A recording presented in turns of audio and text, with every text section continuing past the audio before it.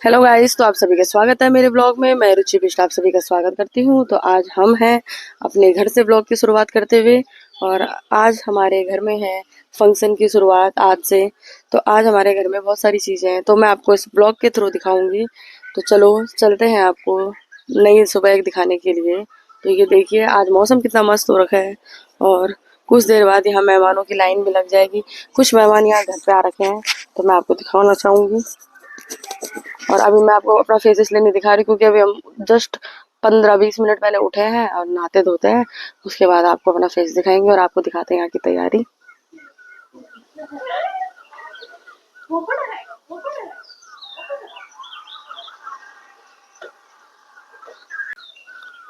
और ये है हमारा मुंडन बॉय।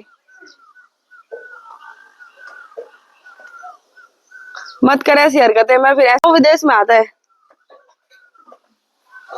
क्या नहीं लग। काम चोर जेठानी क्या करना है गाइस। देखो काम करने के लिए वजह काम ना करना पड़े इसलिए सुबह सुबह लगा दी मेहंदी। सूख गई मेरी तो पीछे की सब सूख गई, ये बची है यहाँ पे थोड़ी गाढ़ी लगी। इन्होंने पान का पत्ता बनाया है, मुझे यही आता है तो मैं यही बनाऊंगी। क्या चाहिए। हेलो गाइस, तो अभी हम नहा धो के तैयार हो चुके हैं। टाइम तो काफ़ी हो चुका था, मैं इसलिए नहीं नहा पाई क्योंकि हम लोगों ने फटाफट काम वगैरह निपटाए। तो मैं आपको दिखाती हूँ क्या क्या तैयारी हो चुकी है। तो दोस्तों यहाँ पर टेंट भी लग चुका है, और ये आज इनका व्रत है, तो ये अपनी लाडली को नला रही हैं। पता नहीं, कोई ना। तो देखो अब आपको शाम की कथा की थोड़ा बहुत तैयारी दिखाते हैं। और ये चाची जी ये अपने दवाइयों को गोला खा रही हैं। तो ये है मंदिर, और ये हमारी चाची जी का मंदिर है। अभी वो पहुंचे नहीं है जिनका मंदिर है। तो ये है पाथा, और आपको पता है कि पाथा में जौ वगैरह रखते हैं, और ये हम फूल वगैरह रखे हैं। बाकी यहाँ पे हमने सामान वगैरह रखा है, तो जब शाम को पंडित जी आएंगे तो आपको दिखाएंगे।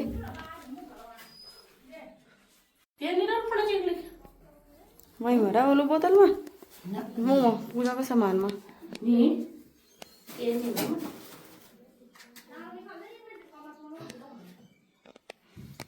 गाइस ये वही विदेशी लड़की है जिसने रोटी बनाई थी। विदेशी नहीं हो यार। तो गाइस अब यहाँ पे दिन के खाने की तैयारी हो रही है, और ये अभी हमने पतीला चढ़ा दिया है, और वो परिसर है उसमें दाल रखी हुई है, तो वो बॉईल हो चुकी है। उसके बाद हम इसमें बनाएंगे। तो चलो मिलते हैं आपको उसको बनाने के बाद। देहरादून से आई ब्लॉगर। और क्या बोलते हैं उसको, राजमा और चने, और इसमें भी हम वो करेंगे, इसको तड़का देंगे और फिर उसमें भात चढ़ाएंगे अभी, ठीक है।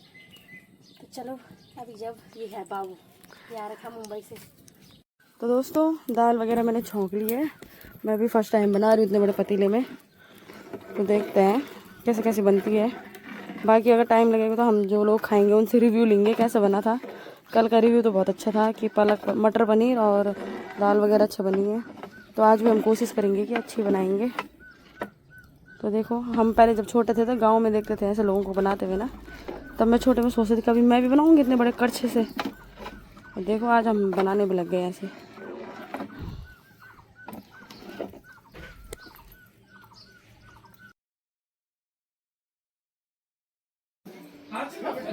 जब आ गए अब जूस वूस पी लिया, सब रेस्ट वेस्ट कर लिया, अब बना रहे वीडियो। मैं वहाँ थी ना, मैंने बोला था निकल दिया, फोन करता तो।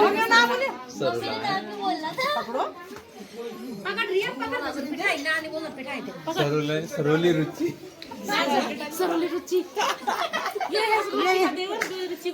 वो एक काम ही क्या आज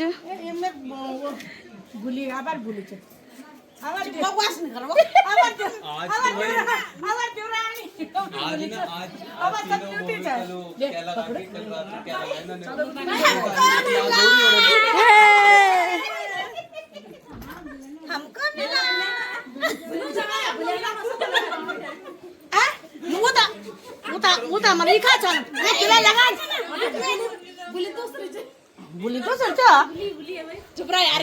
कोई नहीं दो तो दो काना को दो। अरे रहने दो अंकल आ गए। अंकल आ गए। मत बनाओ। गाइस देखो लोकल ब्लॉगर आ गए हैं।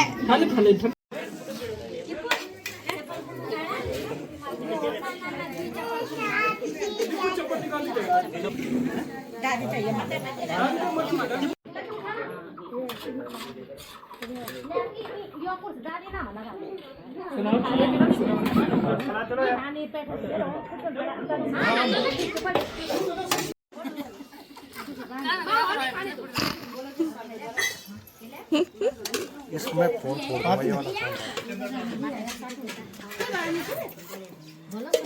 हाय करो दीदी। हो गया बस।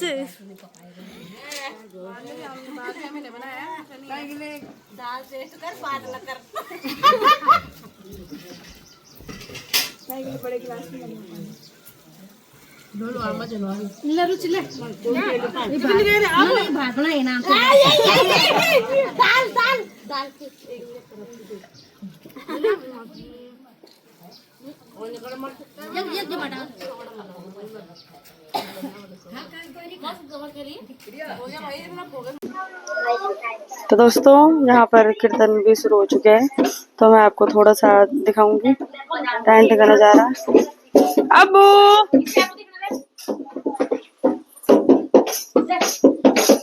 और ये हमारे कीर्तन गाने वाले हैं।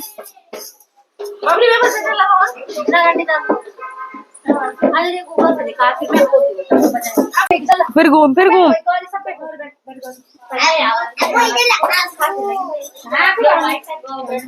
अब स्टार्ट कर रहे हैं आप। स्टार्ट ही था वो।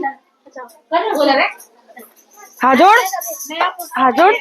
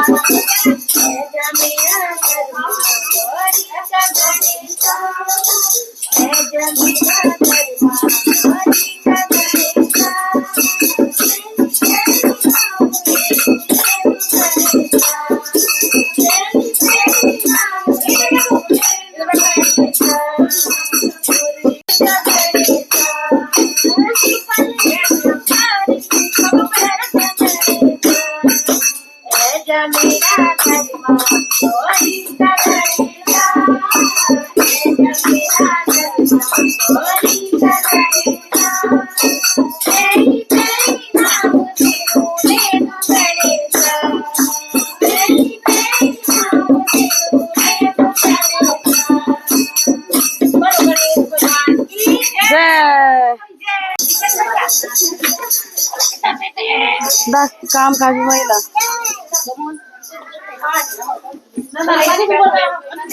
दिखना चाहिए ना। संतु ने भी काम करा ब्लॉग में। चल चल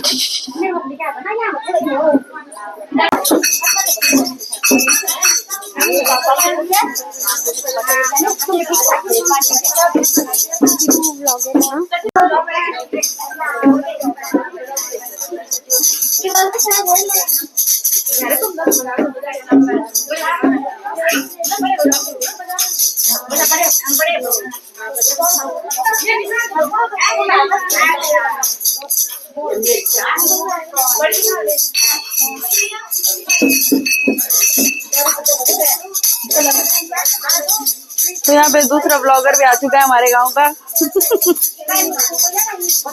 वंदना ब्लॉगर है।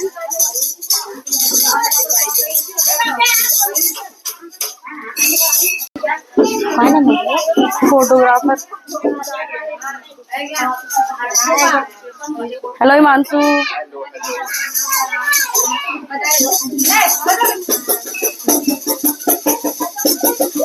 प्रदीप भंडारी फोटोग्राफर। बढ़िया। चलो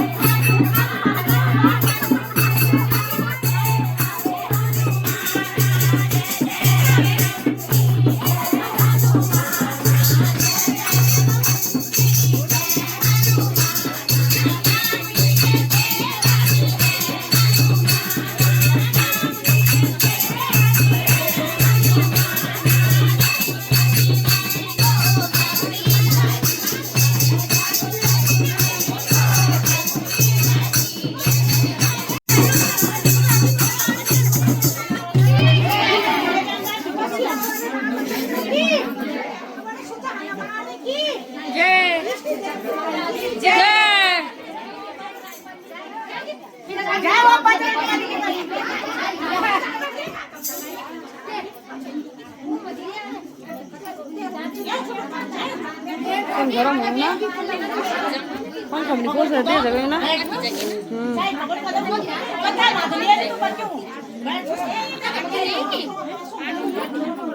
आरती बेड में होने की बात, इधर का तो खोल ही देंगे, यहाँ से बाहर आ जाएगा। पंखा करता है यहाँ का, ठंडी हवा जाएगी थोड़ा बहुत। ये भी तो करता है ऐसे हैं।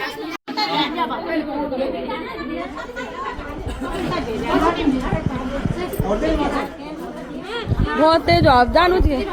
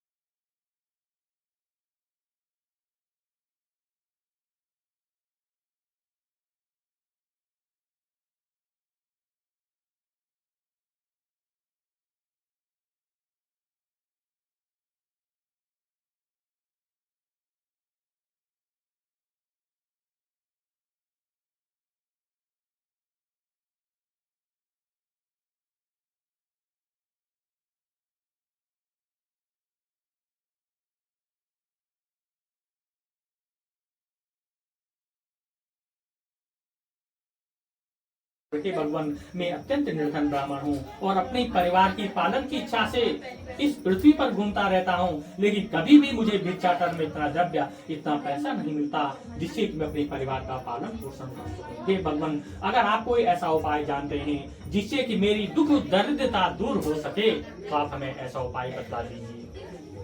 भगवान ने कहा, हे ब्राह्मण, तुम ऐसा करना, भगवान विष्णु के अंशावतार भगवान सत्यनारायण भगवान का पूजन करना। अगर तुमने भक्ति और भाव से भगवान का पूजन कर दिया तो तुम्हारे जितने भी दुख हैं, जितने भी कष्ट हैं, जितनी भी व्याधियां हैं, सबकी सब दूर हो जाएंगी, इसमें कोई भी संशय नहीं है। लेकिन ध्यान रखना, संपूर्ण कथा, संपूर्ण व्रत भक्ति और भाव से छल द्वेष रहित होकर के ग्रहण करना चाहिए, तभी मनुष्य को इस कथा का फल प्राप्त हो सकता है।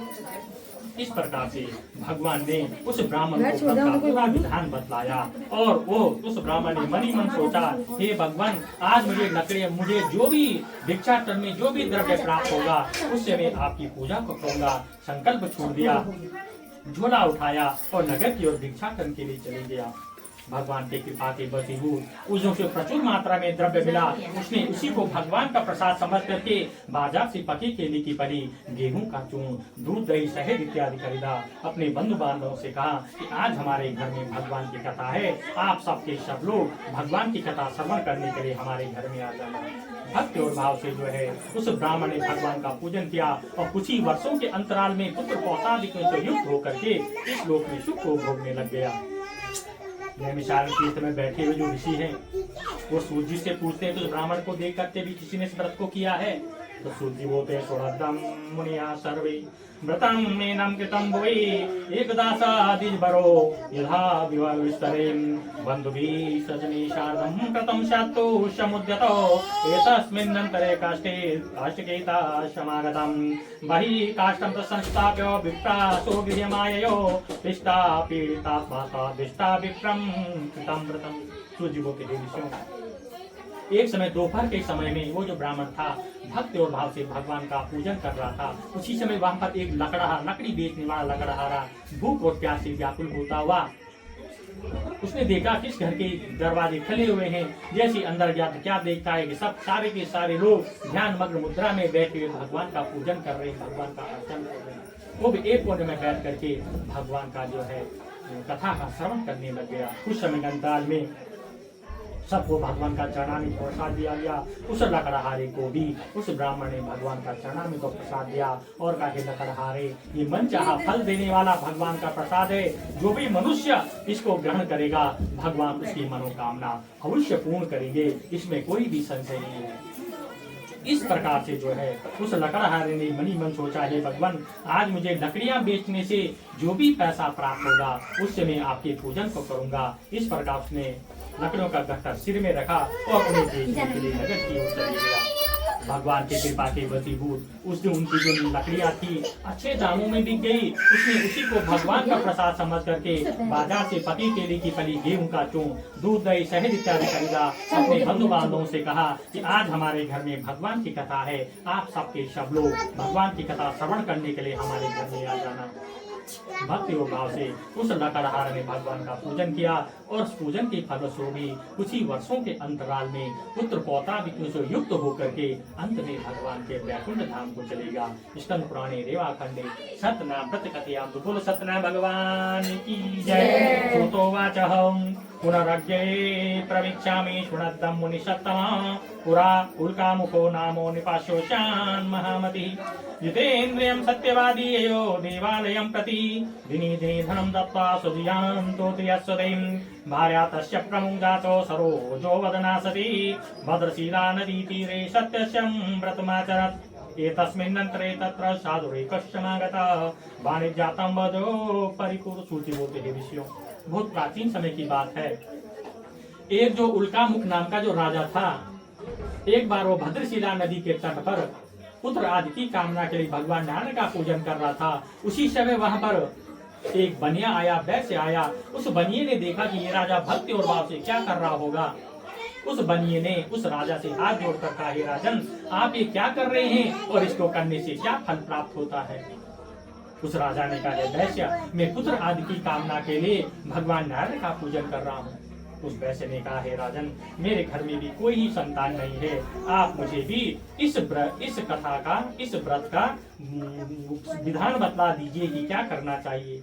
इस प्रकार उस राजा ने उस वैश्य को व्रत का पूरा विधान बतलाया और उस वैश्य ने अपने घर में गया, अपनी पति लीलावती से कहा कि इति लीलावती प्राह पत्नी साधु च सत्तमा विवाहे तस्या भार्या लीलावती सतीं भक्तानन्दा चिवद्भाज परायणं गर्भिणी सा वा तस्या भार्या सत्यप्रसादतम् दशमे मासवे तस्य कन्या रत्नम् अजायते जिने दिनावृते शुक्लपक्षं यदा सदीं ततो कलावती चेति तन्नामकरणं कृतं ततो लीलावती प्राह स्वामिनां मधुरं वचः। वो वैश्य अपने घर में आया, अपनी पत्नी लीलावती से कहा कि मैंने एक मनचाहा फल देने वाले व्रत को देखा है, अगर हम उसको करेंगे तो अवश्य ही हमारे यहाँ संतान की उत्पत्ति होगी। लेकिन वो वैश्य बहुत ही कंजूस था, सोचने लग गया अगर मैंने पहले ही व्रत को कर दिया, हो न हो, संतान भी न हो, सारा का सारा खर्चा व्यर्थ चले जाएगा। इसलिए उसने क्या किया, जहाँ पर उसका पूजा का स्थान था वहां पर गया, हाथ जोड़ करके बोलने गए, हे भगवान, इस समय मेरे पे समय नहीं है, लेकिन जब मेरे घर में कोई संतान हो जाएगी तब मैं धूमधाम से आपकी पूजा को करूंगा, आपकी कथा को करूंगा। इस प्रकार उसने संकल्प को छोड़ दिया। भगवान तो अंतर्यामी है, सब कुछ जानते हैं। भगवान ने जो है उसके घर में जो एक सुंदर कन्या ने जन्म लिया। भगवान के कृपा के बसी हुई और शुक्ल पक्ष के चंद्रमा के समान धवल थी और शुक्ल पक्ष के चंद्रमा के समान बढ़ने लगे। उन्होंने उसका जातकरण नामकरण संस्कार किया और उसका नाम उन्होंने जो है कलावती रख दिया। अब उसकी पत्नी ने कहा अपने पति से कि अब तो हमारे घर में जो है संतान हो गई है, अब आपने जो पूरा संकल्प लिया था उसे पूर्ण कर दीजिए। तो वैसे सोचने लग गया, अभी मैं कथा को करूंगा, बहुत खर्चा हो जाएगा, क्या करूं। फिर वो भगवान के मंडप के समीप गया, कहे भगवान, इस समय मैं व्यापार के सिलसिले में परदेश जा रहा हूँ, मेरे पास समय नहीं है, लेकिन हाँ, जब मैं अपनी कन्या की शादी को करूंगा तो धूमधाम से जो है मैं आपकी पूजा को करूंगा, आपकी कथा करूंगा। फिर उसने संकल्प को छोड़ दिया। धीरे धीरे करके समय व्यतीत होने लग गया और उस वैश्य की जो पुत्री थी विवाह के योग्य हो गई। जब वैश्य ने देखा मेरी कन्या शादी के योग्य हो गई है तो उसने सोचा अब इसके लिए कहीं से थोड़ा बरका ढूंढ करना चाहिए। उसने अपने नाते रिश्तेदारों से कहा कि हमारी कन्या के वास्ते कोई अच्छा सा लड़का देखे। ढूंढते ढूंढते समीप में कांचनपुर नाम का नगर था, वहां पर उसको सुंदर गुणयुक्त वैश्य पुत्र पसंद आ गया और उस वैश्य ने अपनी रीति रिवाज के अनुसार अपनी कन्या की शादी उस वैश्य पुत्र के साथ कर दिया। ततो भाग्यवशातेनो विस्मितां वर्तमुवं युवावे तस्ते तस्तारुष्टो भवतो प्रभुं ततो कार्ये नियतो निजकर्मं विशारदो वाणी जातम गतम शीघ्रम जामाता सहिते बनिक। भगवान ने देखा इन्होंने मेरी पूजा की अवहेलना की है, बार बार की है, अब इन्हें थोड़ा कष्ट देना चाहिए, क्योंकि जब मनुष्य के ऊपर कष्ट आता है तभी वो भगवान को याद करता है। इस प्रकार उन दोनों वैश्य पुत्रों ने भी क्या किया, जो उनका नित्य नैमित्तिक कर्म था, व्यापार था, उसने अपनी जवाई को साथ लिया और व्यापार करने के लिए रत्नसारपुर नगर था वहीं समीप में, वहां पर व्यापार करने के लिए चलेगी। भगवान ने देखा इन्होंने मेरी पूजा की अवहेलना की है, तो भगवान ने कहा शापम वष्टम प्रतव्यमालोकम शापम तस्से प्रदत्तवान है वैश्य, जा मुझे तुझे शाप देता हूँ, तुझे अत्यंत दारुण दुख मिलेगा और जब तेरा दुख बहुत बढ़ जाएगा तब तुम्हें मेरी याद आएगी। इस प्रकार भगवान ने उसको शाप दे दिया। भगवान के शाप के वशीभूत जिस नगर में ये दोनों वैश्य पुत्र व्यापार कर रहे थे, उस नगर के राजा के यहाँ भगवान की माया से दो चोरों ने राजमहल में चोरी की और जैसे ही वे भागने लग गए, वैसी राजा के सिपाहियों की नजर उन पर पड़ी और वो उनके पीछे दौड़ने लग गए। आगे आगे चोर भाग रहे, पीछे से सिपाही भाग रहे हैं। जब उन चोरों ने समझा अब तो हम पकड़े ही जाएंगे, उन्होंने जितना भी चोरी का सामान था, जहाँ पर ये दोनों वैश्य पुत्र ठहर रखे थे, उसी के आसपास छिपा करके वहां से भाग गए। रात्रि का समय था, सिपाहियों ने चोरों की सूरत तो देखी नहीं थी, केवल देखा था कि दो आदमी जो है चोरी करके भाग रहे हैं। जब सिपाही वहां पर नजदीक पहुंचे, उन्होंने देखा यहाँ पर दो आदमी लेटे हुए हैं और चोरी का सामान भी यहाँ पर पड़ा हुआ है। और उन दो सिपाहियों ने क्या किया, उन वैश्य पुत्रों को ही चोर समझा, उनके हाथों में हथकड़ियां और पैरों में बेड़ियां डाली और राजा के समीप ले गए। राजन देखो, हमें चोर पकड़ करके ले आए हैं, आप आज्ञा दें इनके साथ क्या व्यवहार किया जाए। राजा के जो वैश्य पुत्र थे रोने लगे, विलाप करने लगे, हे राजन हम तो व्यापारी हैं, हम चोर नहीं हैं। लेकिन राजा ने उनकी एक नहीं सुनी और कह दिया, भगवान के साप के वशीभूत हो गए थे, जाओ इन्हें महान कारागार में डाल देना और जेल में ऐसा ऐसा कार्य करवाना जिससे कि इनकी चोरी की आदत छूट जाए। दोनों के दोनों वैश्य पुत्र जो है जेल में जाकर के कठिन से कठिन कार्य करने लगे। इधर उनके घर में भी एक दिन जो है आदि समायुक्ता दुखिता अन्न चिंत परा भूमा विभ्रामं गृहे गृहे कलावती तो कन्यापि गर्भाया प्रतिवासरम एकस्मिन् निवसे यादा द्विज मंदिरम। भगवान के शाप के वशीभूत एक रात्रि को चोर आए और चोरों ने इनके घर में जितना भी धन दौलत थी सबका सब चुरा लिया और जा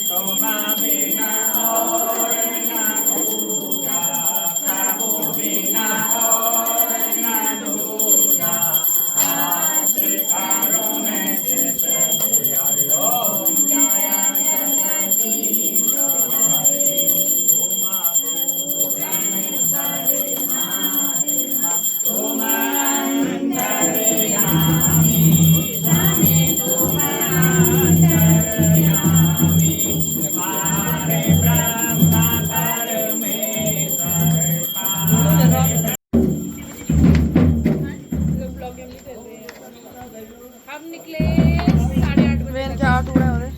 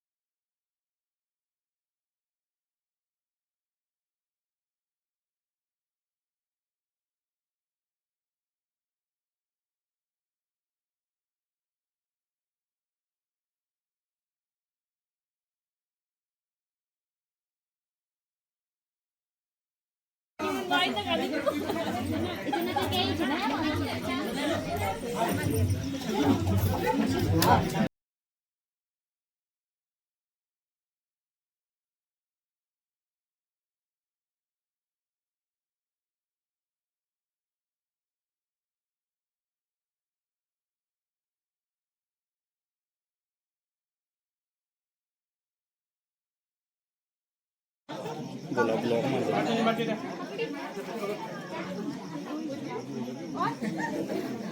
खाने वाला कौन है ये?